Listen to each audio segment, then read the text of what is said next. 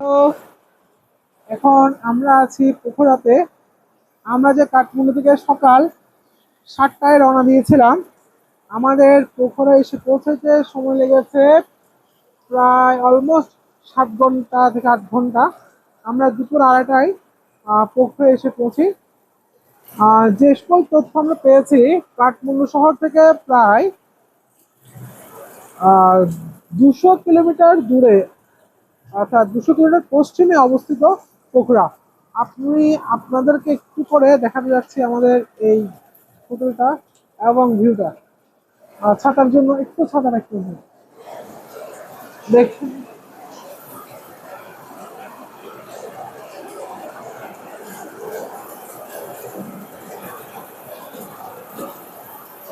খুবই সুন্দর, এবং ওই যে দূরে একটা পাহাড় দেখা যাচ্ছে, আপনারা হয়তো ক্যামেরাতে দেখতে পাচ্ছেন না, বাট খালি চোখে বেশ ভালোই বোঝা যাচ্ছে যে দূরে একটি পাহাড় রয়েছে এবং কেমন যেন বৃষ্টিও পড়ছে।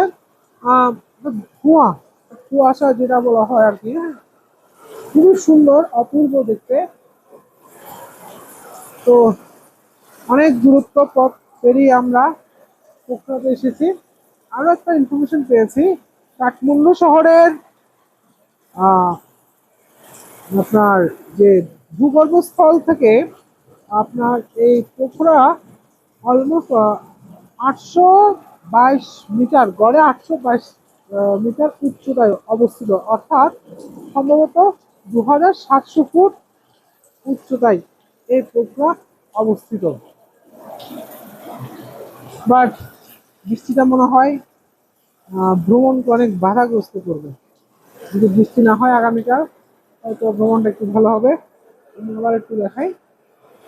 এখন বাজে আমাদের নেপালের এখানে নেপালের স্থানীয় সময় অনুসারে 3:30। আমরা দুপুর 2:30 হোটেলে এসে চেক ইন করি। তো এখন যাচ্ছি দুপুরের খাবার খেতে, দেখা যাক কি আছে। তবে দুপুরের খাবারে একটা কথা বলতে চাই, আমরা এখনো পর্যন্ত দুপুরে খাবার খেয়ে কোথাও ভালো মতো তৃপ্তি মেটাতে পারি নাই। রাতের ডিনারটাও এমনকি তৃপ্তি মেটাতে পারি নাই।